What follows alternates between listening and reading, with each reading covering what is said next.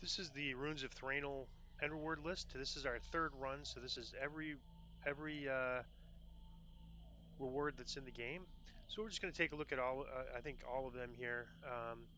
This is an item that I was very interested in because of its elemental adamantine and elemental bane. That would give me, two things. One, it would help me against constructs that require adamantine, and then of course elementals. Although arguably my greatsword is probably a little bit better against elementals.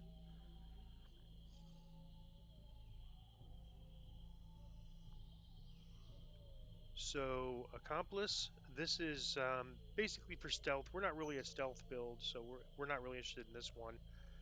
Greater fire resistance, we actually get that with a spell. So this, I mean, at level 9 we didn't, so it's somewhat interesting. But I think we'll pass on that. Coin belt effectively gets you a plus 12 haggle. I think there's other options we have for making haggle gear if we want to do that. So we'll pass on that one. Glaciation, mantle of the world shaper. We already have two of these, so we don't need another. We have one for using, and then another for turning into a augment when we get to heroic or epic levels. Rabbit gloves just give us +3 resistance and good luck. A little weak for the level. Same with this docent, not really super good for the level. This is medium armor, not really. I mean, all it does is give you a +5, a little higher armor class basically. This one's a little better because it gives you spear block, uh, but we have spear block on our level 7 Ring of the Mire, which we'd be using at this level.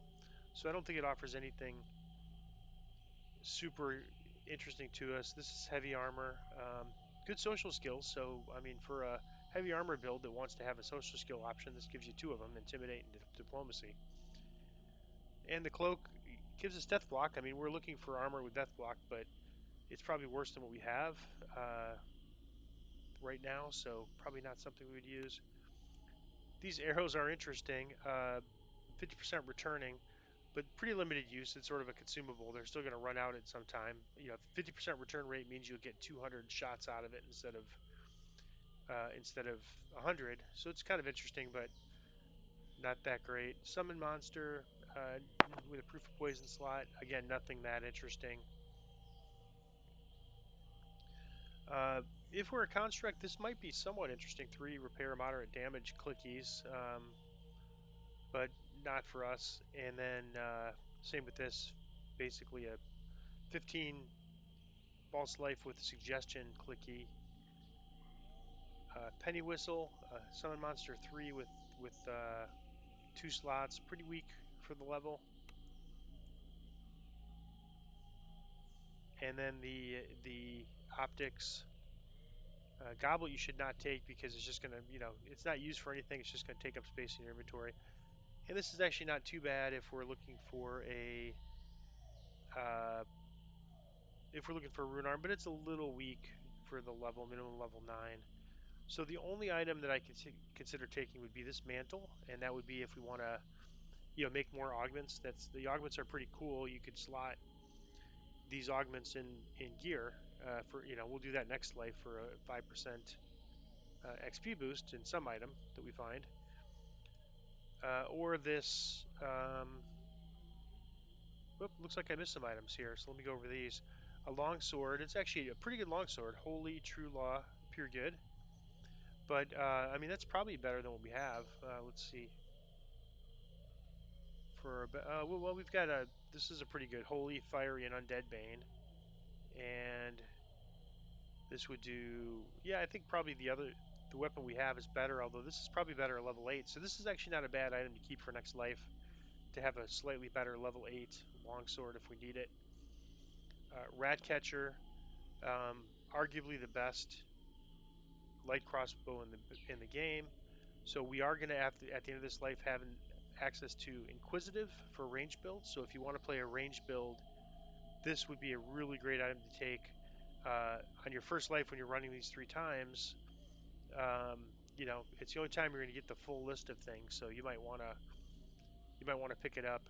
And then jeweled hammer. Uh, It okay, but not great. Fernian Wraps, same thing, okay, but not great. And then Tower Shield, which is just a pretty mediocre Tower Shield for the level. So the items we consider taking would be the another mantle, the staff here, and then the rat catcher. And I mean, the adamantine is interesting, but we haven't really run into too many problems, and we'll probably find another adamantine weapon where we go. Uh, so I am like leaning towards just keeping this rat catcher. It's bound to account. We have storage now. Now that I have the bound to account or the shared bank, I could actually store that off of my main character.